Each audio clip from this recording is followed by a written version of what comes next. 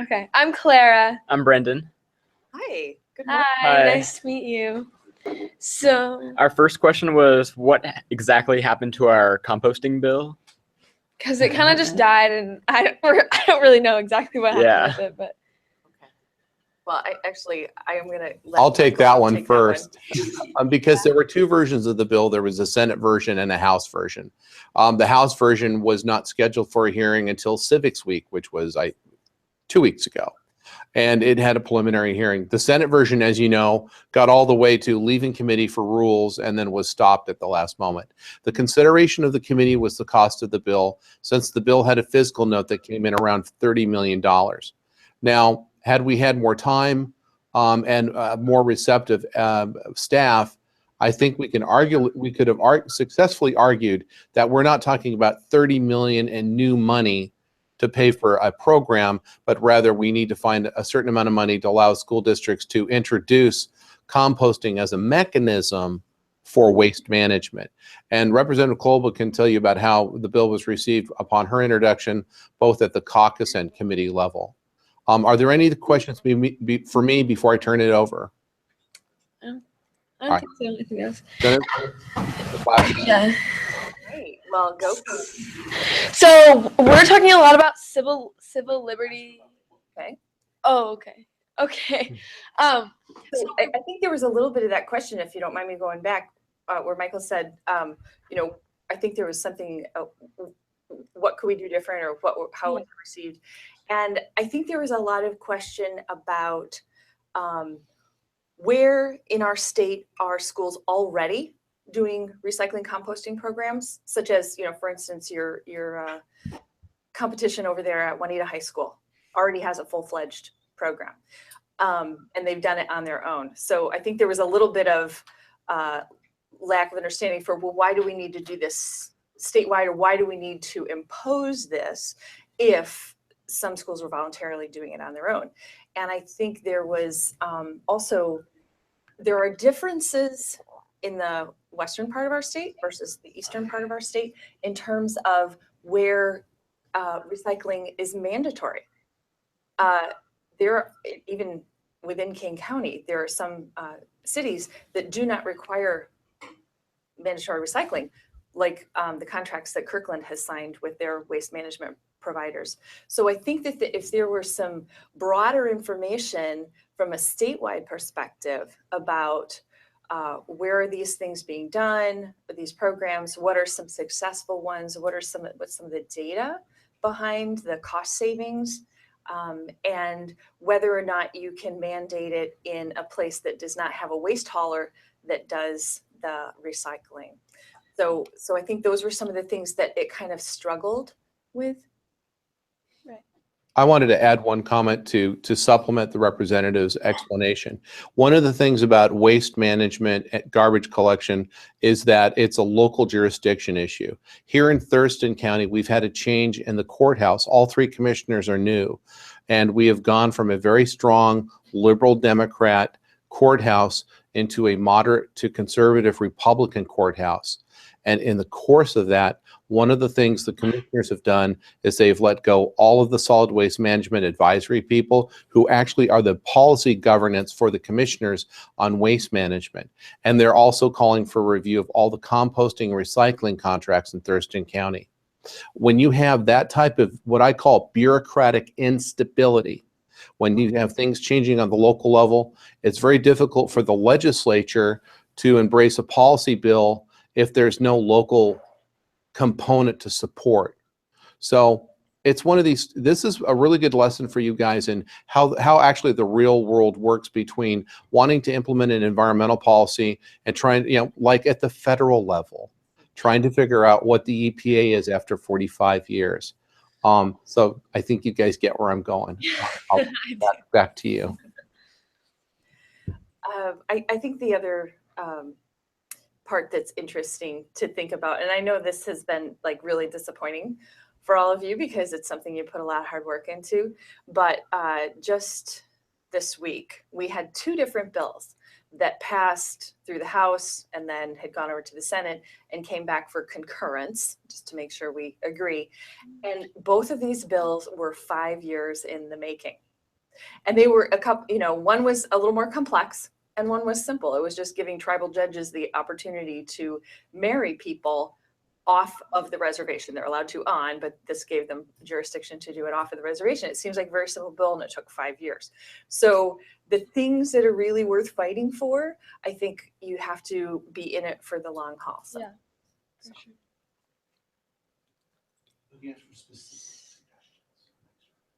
So do you have any for next year, since there's going to be a new class, do you have any specific suggestions for how to move forward and maybe other things that we could do to help our bill out?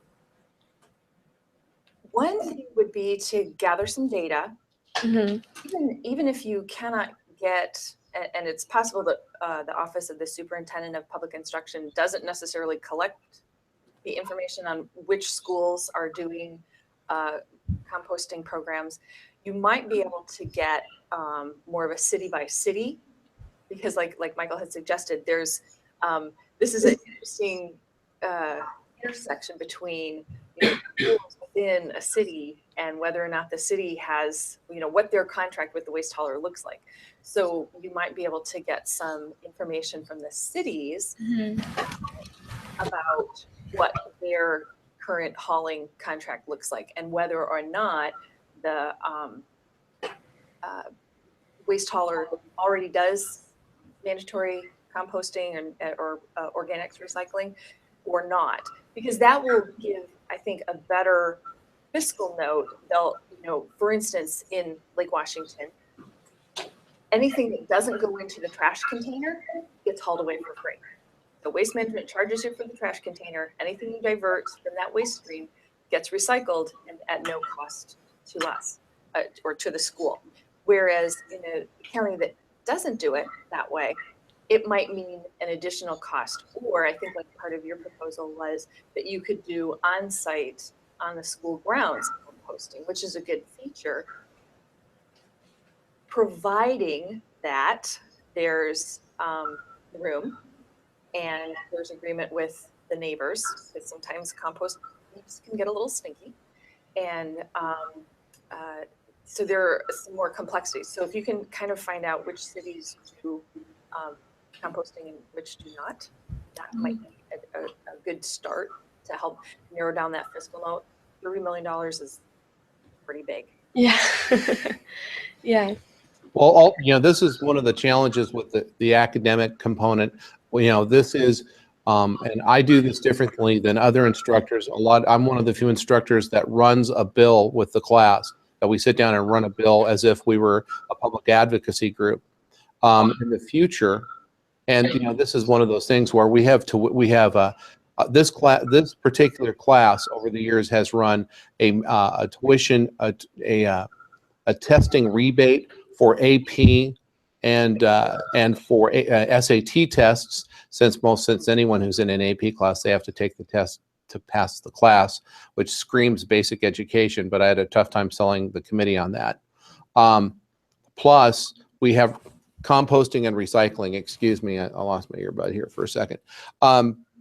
So it means in January, like next year, depending if the representative were with me on this, we would come to you together in the first meeting of the class and then discuss the topic. That way, the sponsor of the bill is with you from day one, whereas a lot of lobbyists, we come to, and I'll have you speak to this when I'm done. A lot of times, we come to the representative cold with an idea, and then the representative has to think about whether or not it's a bill worth sponsoring and fighting for. So with more time and more planning between Mr. Dawson and myself in December and January, and with you guys at your next class in January, we could probably make even more headway. We did very well this year. This is one of the first classes that got a bill almost out of a committee. Many times our bills are held, no, seriously, most of the time it's a beef of mine. I'm gonna be on a soapbox for 30 seconds. If the legislature was serious about creating a generation of young men and women to be politically active, they'd move their damn bills.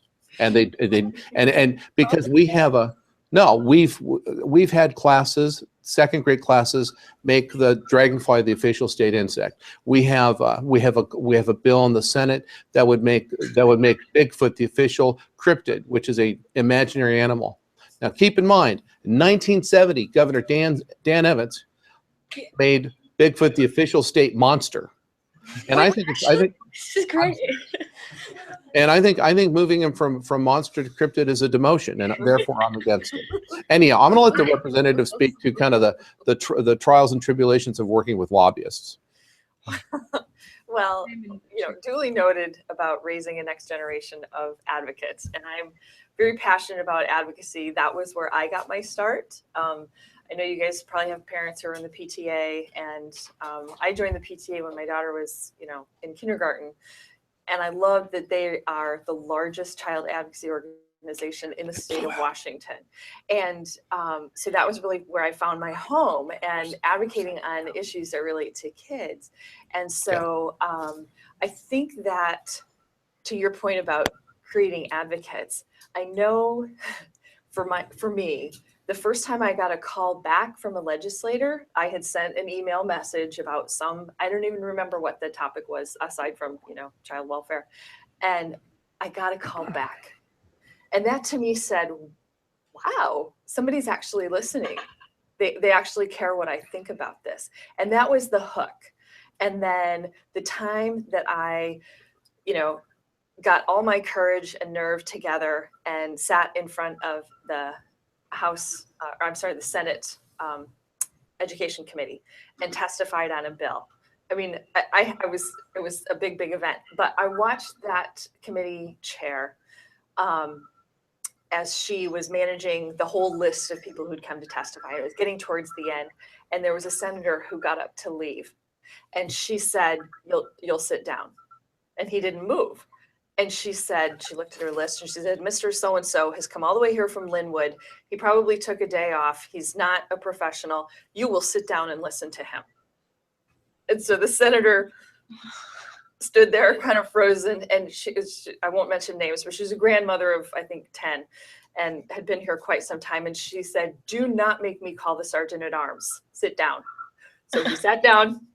He listened to the guy testify, and then he shot out of the room as soon as he was done. But that said to me that these legislators are listening to the people who come and talk to them and take the time to get educated about an issue and spend that time developing that relationship, having those conversations. And so you've already started that. So even though this might not feel like a success for you, this, I think, can be the building blocks for a future where you feel like you can approach your decision makers at any level, whether it's school board or state or federal or wherever. To the point about bringing legislation, I think it's important that you guys come up with something you're passionate about and that you want to carry through and you want to see some change made. But I also think there's some marriage with doing something that that a legislator is really keyed into and passionate about too. Mm-hmm. Because I think maybe was there a little bit of trying to find a legislator who was willing to it's often a function of fit. Yeah. A lot of times lobbyists and advocates sit down, we often sit with each other and say, who's strong on environmental issues? Who sits on the committee? Who in the Republican caucus is really strong on environmental issues? Where is leadership? I mean, you go through a checklist as a lobbyist and as an advocate. And if you're the bill manager for the caucus, if you're in charge of a particular big policy bill and they've handed it to Representative Klobuchar and here, you're doing a texting bill this year, or you're doing a mandatory reporting bill for child welfare. I mean, the legislator will be doing the same thing the lobbyist does, which is identifying, it's almost like a Venn diagram. The bill is one circle, advocates are another circle, and then potential opponents are another circle. And you try to figure out where everyone lies. And the more you know going in, the easier it is to answer the second and third questions. The hypothetical, let's do this for a second. So I have this bill about a tax benefit for widget manufacturing. What's the first question you would ask about where are widgets manufactured? Or yeah, I mean, I would say, well, how does this affect my district? Or beyond that, how does this affect a policy area that I'm really passionate about? And or a policy area that I sit on the committee of, so for yours, for instance, I don't sit on the committee that heard it. Mm-hmm. So sometimes having, I think one of the factors you might take a look into is, what are the committees that and Kirkland is represented by 9 different people between Senate and House and the 3 different ledge districts. So what are the committees they sit on, and where might I have an advocate based on a policy area? And that might be part of your screening process as you whittle down and decide what. And as the work that lobbyist, they do. I have to answer questions like, well, we have a manufacturing of widgets in Bothell. We have in Kirkland and out in Snohomish County, we have 15 stores that buy these widgets, which, by the way, are notifiers for when autistic children leave the house or leave a certain area or whatever that widget is. It's the lobbyist's responsibility is to actually be able to brief the legislator as another staffer. And the real trick with lobbyists is that lying and lobbying is like in the Navy. Any ship can be a minesweeper once. The first time you're caught in a lie, it may be the last time you work as a lobbyist, because legislators have to trust what you give them. And this is in a world now where I can give any member a bunch of data. That member can hand it to staff and they'll Google that. Within minutes, they'll know whether there's any truth. Or I know, and we're talking about alternate facts and other stuff here at the federal level. But seriously, it's still down here in Little Olympia, we work on facts and things that can be proven. Because we have people with strong beliefs on how the world should be from both sides of the aisle. But you have to have an agreed upon set of facts to have any progress. I mean, we're seeing that with the budget right now. We have everyone's sincere, but we have at least 2 very different views of how we're going to do education funding. One is within existing revenue, Senate Republicans. The other one was creating a more dynamic model of finding new stable funding mechanisms, House Democrats. I mean, and I can treat it as an academic problem. I mean, that's kind of where we are. Anyhow, next question. We are at 3 minutes. Yeah, I think probably gonna wrap it up. But we just want to thank you guys so much for everything you've done. This has been an amazing experience, and I think I can speak for everyone. I've never been part of this, and doing this bill was really cool, just to be a part of something that's really advocating for something important. And I think especially today, it's really important for young people to get involved. So thank you guys for all your hard work, and thank you. Well, and I also want to just leave you a note of hope that, perhaps on your own outside of this particular program, composting in schools is really an important issue. And sometimes you have to take a look at, well, if it didn't work at the state level, what can we do locally? How can you, take some of this information that you have and that you've presented and maybe work with Juanita High School students, talk to the school board and find out, or talk to your local building administration and say, how can we make this happen here? Right. So I think you guys have done a great job. I'm really glad that you learned this sort of hands-on way. And I do hope that you'll continue to communicate with your legislators, because we don't know what your lives are like unless you really tell us.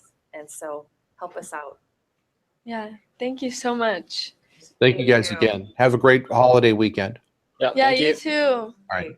Bye. Thank you. Bye-bye. And are we gonna, are we still doing the next period, or you guys have places you need to be? The representative has to go to her first bill signing. Okay. I'm staying for round 2.